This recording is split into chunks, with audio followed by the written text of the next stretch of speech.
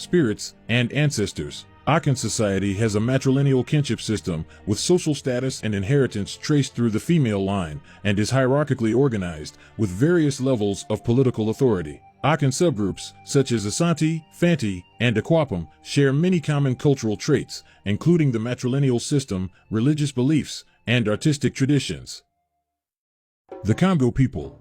The origins of the Congo people can be traced back to the broader Bantu-speaking population, which began to migrate from the region around modern Nigeria and Cameroon to different parts of Africa around 1000 BCE. The Bantu migrations introduced agriculture, ironworking, and new social structures to the areas they settled. The Congo people, like other Bantu-speaking groups, are believed to have migrated from the north and settled in the region of Central Africa around the Congo River Basin. The history of the Congo people is closely intertwined with the rise of the Kingdom of Congo, which was established around the 14th century. The kingdom was a highly centralized state that spanned present-day northern Angola, the Democratic Republic of the Congo, and the Republic of the Congo. It was ruled by the Manakongo, a king who held both political and spiritual authority over the Congo people. The Kingdom of Congo experienced significant growth and prosperity during the 15th and 16th centuries, mainly due to its strategic location along the Atlantic coast and control of trade routes. The kingdom's economy was based on agriculture, crafts, and long-distance trade, which included items such as textiles, ivory, and copper. In the late 15th century, the Kingdom of Congo established contact with the Portuguese, who were interested in trade and missionary activity. This contact led to a period of cultural exchange and adaptation, as well as the introduction of Christianity to the Congo people. The Manakongo and many Congo nobles converted to Christianity, and the kingdom's capital, Banza-Congo, became an important center for Christian learning and art. Despite the initial peaceful relations with the Portuguese, the Kingdom of Congo eventually became entangled in the growing European demand for slaves. This involvement in the slave trade led to internal conflicts, social disruption, and the eventual decline of the kingdom. By the late 17th century, the Kingdom of Congo was fragmented, and its power had diminished. It was ultimately annexed by the Portuguese in 1885 during the scramble for Africa. Congo culture is known for its artistic achievements, particularly in wood carving, pottery, and textiles. Traditional Congo religion centers around ancestor worship and spiritual beings known as Minkisi, while the supreme god is Nzambi Mpungu. Congo society is organized hierarchically, with traditional rulers at the top and numerous clans and lineages based on patrilineal descent. Inheritance and social status pass through the male line. Congo music and dance, with a variety of instruments such as drums and marimbas, are often performed at ceremonies and festivals. Congo artisans have a long history of creating intricate sculptures, often imbued with symbolism and spiritual power. Congo textiles, such as raffia cloth, often feature intricate patterns and designs. The arrival of Christianity in the 15th century led to a syncretic religious landscape, with Congo people practicing a blend of Christian and traditional religious customs. The Igbo people. The earliest known evidence of Igbo culture and society dates back to the 9th century CE, with the discovery of NRI artifacts and burial sites. The NRI kingdom was one of the earliest political and religious centers in Igbo history, and its influence extended over a large portion of the Igbo people. The Igbo people are believed to have migrated to their current location in southeastern Nigeria from the north, around the 9th or 10th century CE.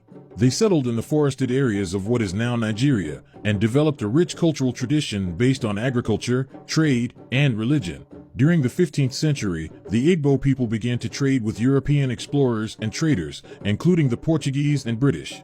This contact with Europeans led to the introduction of Christianity and the development of new political and economic systems in Igbo society. In the 19th century, the Igbo people were involved in the transatlantic slave trade, both as captives and as traders.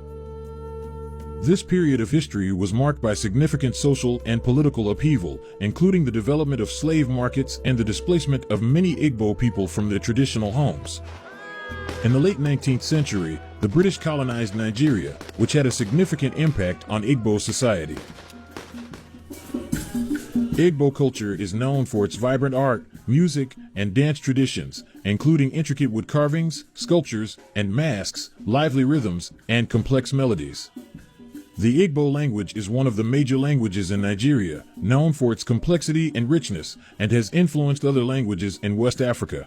Traditional Igbo religion centers around the worship of a supreme god, Chukwu or Chinik, and lesser deities and ancestral spirits. Igbo society is based on a system of extended family networks, known as the Umana, which determines social status, marriage practices, and inheritance rights. Family is a central element of Igbo culture and society, with extended families playing a significant role in social organization and economic life. Many Igbo people have converted to Christianity or Islam while still maintaining traditional religious beliefs and practices. The society also includes a variety of professional and social groups, such as farmers, traders, and artisans, which contribute to the diversity and complexity of Igbo social life. The Mandinka people. The Mandinka people are an ethnic group that originated in West Africa, specifically in the region that is now modern-day Mali, Senegal, and Guinea-Bissau. The Mandinka people's history traces back to the Mandan region in southern Mali, where the country was famous for the abundance of animals and game it sheltered, as well as its dense vegetation. The Mandan region was initially a part of many fragmented kingdoms that formed after the collapse of the Ghana Empire in the 11th century. However, during the rule of Sundiata Keita, founded the Mali Empire, these kingdoms were consolidated, and the Mandinka expanded west from the Niger River basin. This migration began in the later part of the 13th century, and many gold artisans and metalworking Mandinka smiths settled along the coast and in the hilly Fouta-Djallon and plateau areas of West Africa. Their presence and products attracted Mandinka merchants and brought trading caravans from North Africa and the Eastern Sahel. The caravan trade also brought Islamic people into the Mandinka people's original and expanded home region. In the year 1311, Musa Abubakari II of the Keita dynasty organized and led an expedition across the Atlantic Ocean, and it is believed that he reached the Americas almost 200 years before Christopher Columbus. However, this success is not unanimous among historians. Before his departure, Abubakari II had left the throne to his younger brother, Mansa Musa. In 1324, Mansa Musa, often cited as the richest man of all time, went on a Hajj pilgrimage to Mecca with a caravan carrying gold. Shihab al-Amari, the Arabic historian, described his visit and stated that Musa built mosques in his kingdom, established Islamic prayers, and took back Maliki school of Sunni jurists with him. Musa was highly influential in attracting North African and Middle Eastern Muslims to West Africa. During the 16th century, the Mali Empire began to decline, and the Mandinka people began to migrate to other regions of West Africa, including Senegal, Gambia, Guinea-Bissau, and Guinea-Conakry. These migrations were driven in part by economic factors, such as the desire for new trade opportunities, and in part by political factors, such as the collapse of the Mali Empire and the rise of new states and kingdoms in the region.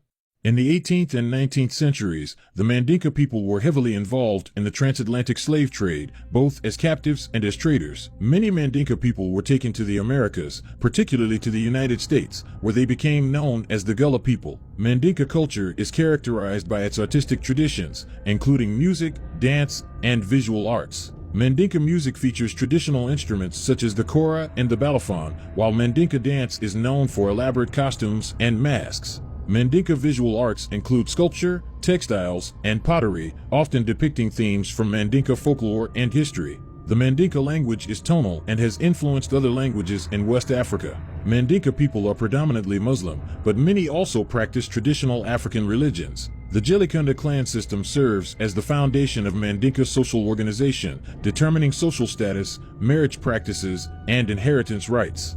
Mandinka families are large and extended, with family members expected to provide support and contribute to the economic and social well-being of the family as a whole.